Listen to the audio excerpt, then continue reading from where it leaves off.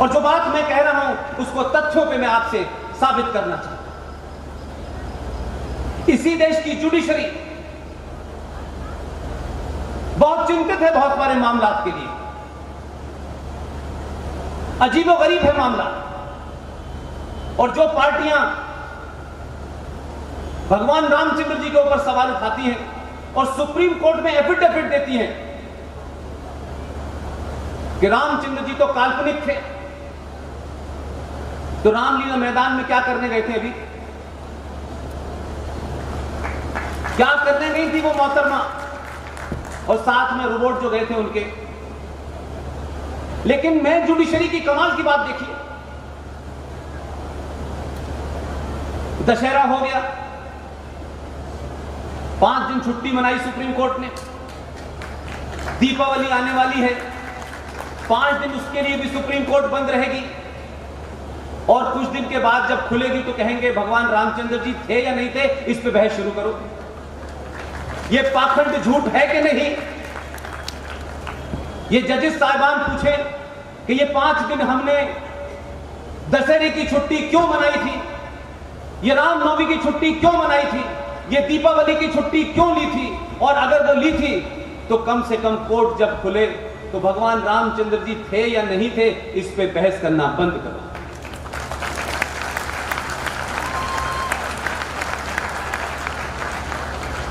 Bombay high court ने एक order दिया, एक बड़े सुपरस्टार जो अब नहीं है, उनकी श्रीमती ने बॉम्बे हाई कोर्ट के अंदर एक पीआईएल डाली और कहा कि ये जो लाउड स्पीकर के ऊपर अजान होती है,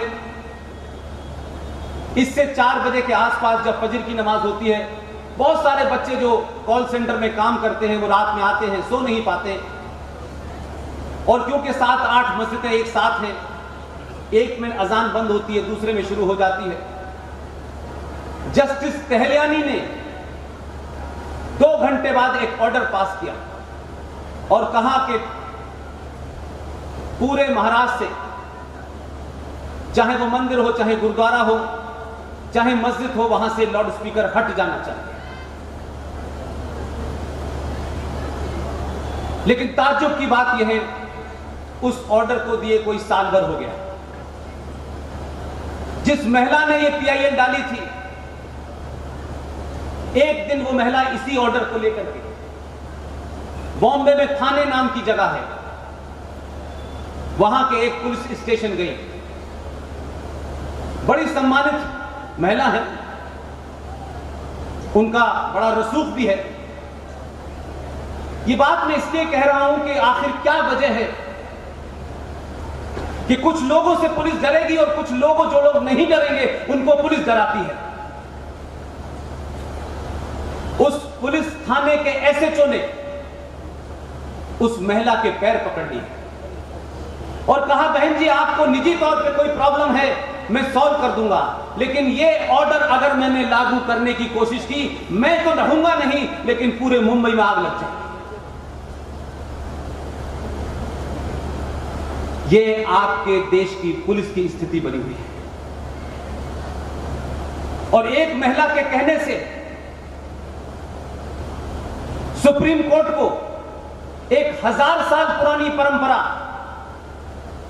जो हमारे संतों ने, हमारे पूर्वजों ने, सनातन धर्म के मानने वालों ने उस परंपरा का निर्माण एक लंबे समय के बाद किया। मैं शबरीमला की बात कर रहा हूं।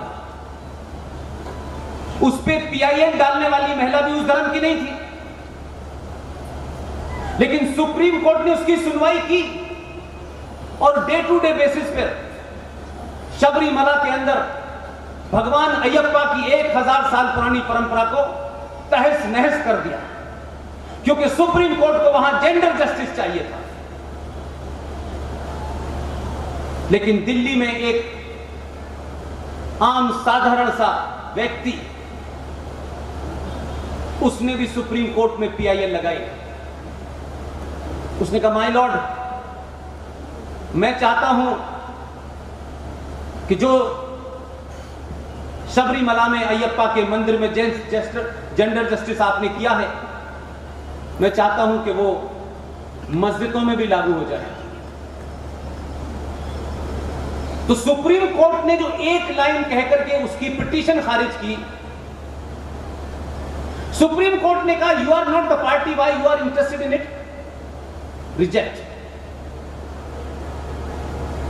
अगर सबरीमला के अंदर जेंडर जस्टिस है तो मस्जिद में भी होना चाहिए कि मर्द और औरत एक साथ नमाज पढ़ेंगे। यह नहीं होगा कि आप मेजॉरिटी में हैं तो जब भी आप कोई ऐसी बात उठाएंगे तो लोग आपसे कहेंगे नहीं आप मेजॉरिटी में हैं, आप लोगों को नहीं उठाना चाहिए। यह जो गलतफहमी है कि आप मेजॉरिटी में हैं, नंबर आपके ज्यादा हो सकते हैं, गिनती आपकी ज्यादा हो सकती है, लेकिन यह दुनिया का पहला ऐसा मुल्क है जहां की मेजॉरिटी बिना लड़े इस जो भी इस संस्थान बने हुए हैं इस लोकतंत्र के अंदर, उसके अंदर एक मांग कर रही है। मैंने ये मांग दुनिया में किसी मेजॉरिटी देश में नहीं सुनी कि मेजॉरिटी ये मांग करे। हमारे यहां मेजॉरिटी कह रही है कि हमें संविधान के तहत समान नागरिक अधिकार चाहिए, लेकिन इस देश में माइनॉरिटी के नाम पे सेकंड लार्जेस्ट मेजॉरिटी का डर और वोट बैंक की लालसा ने सत्ताओं को इतना बौना बना दिया है कि वो माइनॉरिटी कहती है कि हमें नहीं चाहिए, क्योंकि वो बने रहने में ही उनका ज्यादा फायदा है।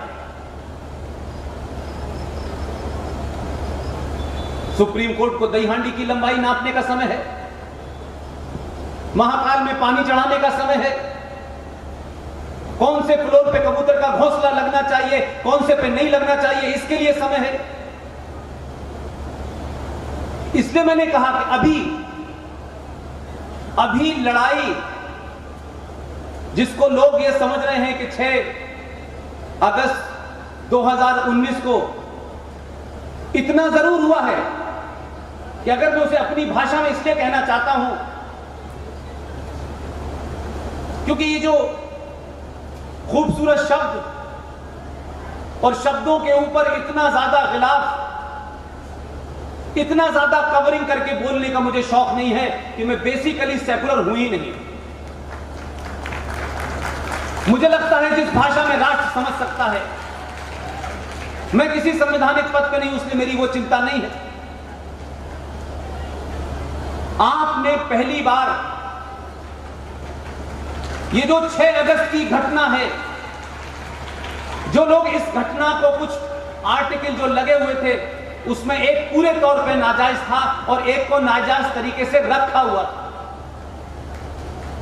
इसके हटने भर से क्या हुआ है ये मैं आपको बताना चाहता हूं। और वो तमाम सारे लोग जो आज हाथ में मोबाइल सबसे ज्यादा इस्तेमाल करते हैं,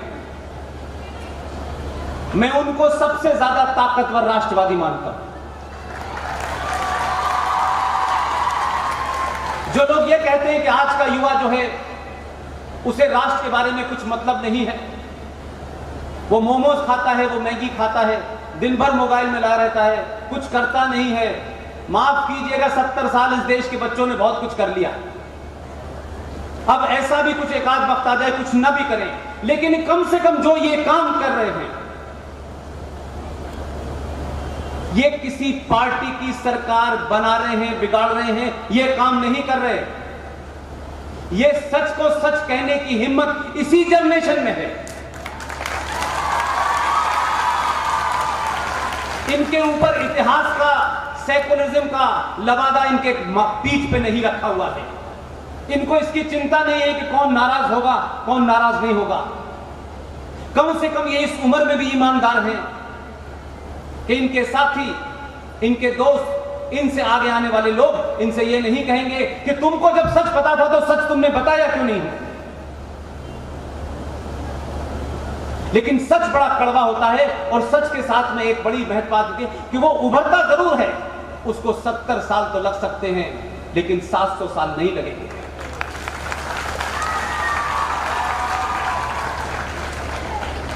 लिहाजा जिन 2 धाराओं को हटाया गया है, अगर आप मुझसे ये पूछते हैं, और जो लोग इसको सिर्फ सत्ता और व्यवस्था तक रखना चाहते हैं,